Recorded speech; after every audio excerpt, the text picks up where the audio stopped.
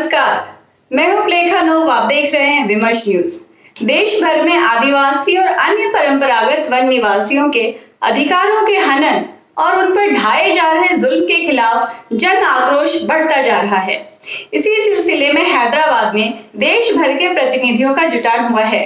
मानवाधिकार law network HRLN की ओर से आयोजित 2 दिवसीय समावेश में देश के हर कोने से प्रतिनिधियों ने हिस्सा लिया है। देखिए पूरी रिपोर्ट। राजधानी हैदराबाद में आदिवासी और अन्य परंपरागत वन निवासियों के अधिकारों के हनन और उन पर ढाए जा रहे जुल्म पर विशाल समावेश का आयोजन किया गया। इस कार्यक्रम में असम और नॉर्थ ईस्ट के प्रांतों पश्चिम बंगाल, बिहार, झारखंड, उड़ीसा, तेलंगाना, आंध्र प्रदेश, कर्नाटक, महाराष्ट्र, गुजरात, उत्तरांचल, उत्तराखंड, उत्तर प्रदेश, छत्तीसगढ़, मध्य प्रदेश आदि राज्यों के प्रतिनिधि शामिल हुए।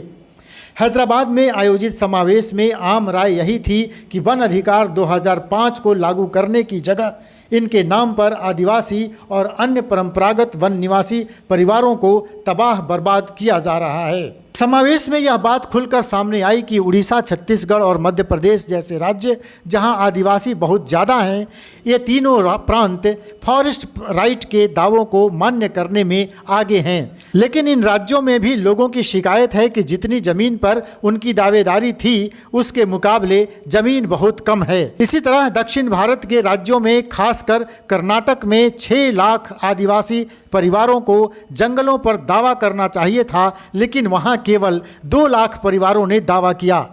इनमें 15,000 लोगों का ही वनाधिकार मान्य किया गया।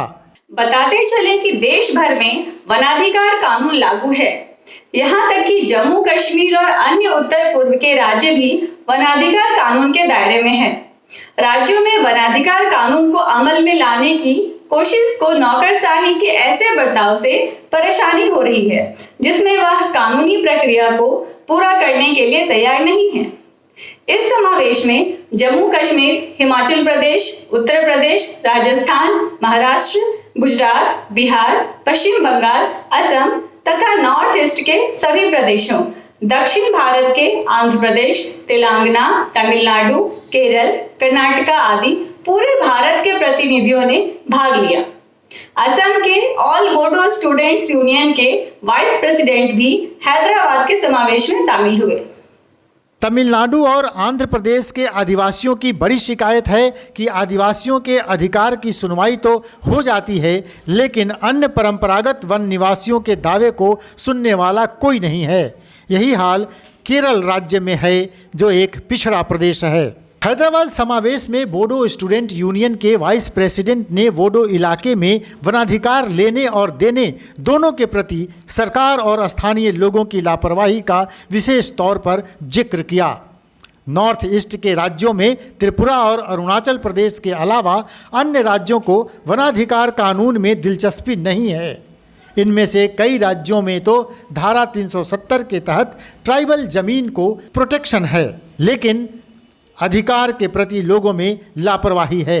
समावेश में जुटे मणिपुर के प्रतिनिधियों ने मांग की है कि सरकार को ऑटोनोमस हिल एरिया कमेटी के स्वायत्त अधिकारों को मान्य करना चाहिए। सबसे खास बात रही कि HRLN के प्रमुख संस्थापक और सुप्रीम कोर्ट में गरीबों के प्रतिनिधि वकील कोलिन गोंजाल्विस ने कहा कि सुप्रीम कोर्ट में 2015 में ही रिटायर्ड फॉरेस्ट अधिकारियों के फोरम वाइल्ड लाइफ फास्ट ने वनाधिकार कानून को खारिज करने के लिए याचिका दायर की थी। गोंजाल्विस ने बताया कि वाइल्ड लाइफ फर्स्ट के वकील ने कोर्ट में बहस की स्ट्रेटजी यही बनाई थी कि पहले बड़े पैमाने पर आदिवासियों और अन्य परंपरागत वन निवासियों को बेदखल करवाया जाए और उसके बाद ही वनाधिकार कानून को चुनौती दी जाए। यह आदेश 2019 के लोकसभा चुनाव के पहले आया था। इससे 10 लाख आदिवासी परिवार बेदखली के शिकार हो जाते। इसलिए केंद्रीय मिनिस्ट्री ऑफ ट्राइबल अफेयर्स मोटा ने सुप्रीम कोर्ट को यह ध्यान दिलाया कि इससे कानूनी प्रक्रिया के अमल में भीषण संकट पैदा हो जाएगा। सरकार ने कोर्ट में खुद कहा कि जिनके दावे खारिज किए गए हैं उनमें खारिज करने की प्रक्रिया का राज्यों के अधिकारियों ने पालन नहीं किया है। केंद्र सरकार के वकील ने सुप्रीम कोर्ट को शपथ के साथ कहा कि इनमें से ज़्यादातर दावे स्वीकार किए जाने लायक हैं। HRLN के प्रमुख संस्थापक कोलिन गोंजाल्विस ने कहा कि सुप्रीम कोर्ट से जितना भी समय और राहत देश भर के समूहों को मिल रहा है, उसका लाभ लेकर बेदखली के तरीके का डॉक्यूमेंटेशन करके हर राज्य में सुप्रीम कोर्ट में बहस के लिए वकील खड़े किए जाएं। एक जगह भी दे दिया, अधिकार भी दे दिया। यहाँ इसके आगे जाके कानून कहता है कि MFD के ऊपर छोड़ ना दिया करिए। आप किसने रोका आपको माल ले जाने के लिए? आप ट्रांसपोर्ट टिकट चलाइए। बताते चले कि वर्ष 2012 में नियमावली में सुधार किए गए और अब एक ऐसा कानून मौजूद है जिसके अनुसार आदिवासी परिवारों को घोषित या नोटिफाइड जंगल या वाइल्ड लाइफ सेंचुरी यानी अभयारण्य के लिए चिन्हित किए गए जंगलों की ज़मीन पर बस दावा भर करना है कि 13 दिसंबर 2005 के पहले वे वन भूमि के एक खास हिस्से पर खेती करते हैं।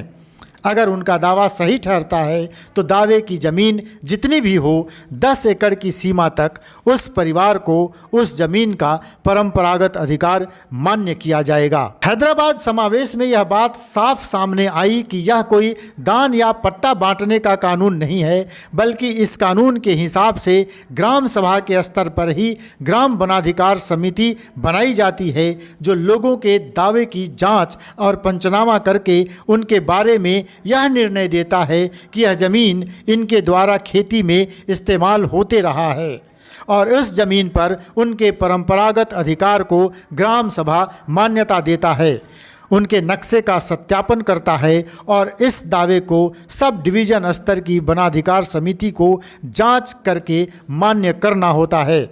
कई राज्यों में अलग अलग मंत्रालय हैं, जैसे बिहार में अनुसूचित जाति और जनजाति कल्याण विभाग वन अधिकारों की मान्यता देता है। वहाँ आदिवासियों के दावे वन विभाग की दया पर नहीं हैं। हैदराबाद के समावेश में आम तौर पर यह बात उभर कर सामने आई कि व्यवहार में देश के 30 लाख एकड़ ज़मीन पर वन विभाग का बर्ताव जमींदारों की तरह है। सरकारों को चलाने में भी वन विभाग के अधिकारियों की लॉबी और रिटायर वन अधिकारियों की लॉबी काम करती रहती है। समावेश में मौजूद प्रतिनिधियों का आरोप है कि वन विभाग के अधिकारियों ने मनमोहन सिंह सरकार के द्वारा बनाए गए वनाधिकार कानून की धज्जियां उड़ाई हैं। उधर आदिवासियों एवं अन्य परंपरागत वनवासियों ने बड़ी जद्दोजहद के बाद 40 लाख एकड़ ज़मीन पर वनाधिकार की मान्यता प्राप्त की है।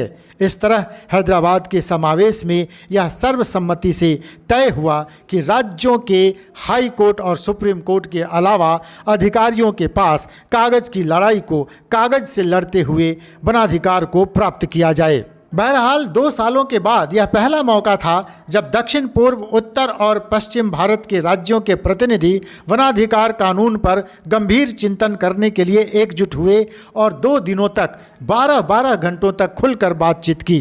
इस तरह समावेश को आयोजित करने वाले कानूनी सहायता की समिति HRLN की सफल उपलब्धि मानी जा सकती है।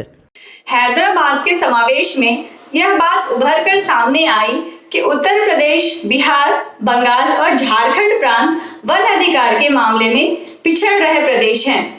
इन राज्यों में सरकार की लापरवाही और राजनीतिक इच्छा शक्ति के अभाव में आदिवासियों एवं अन्य परंपरागत वन निवासियों को उनका अधिकार नहीं मिल पा रहा है।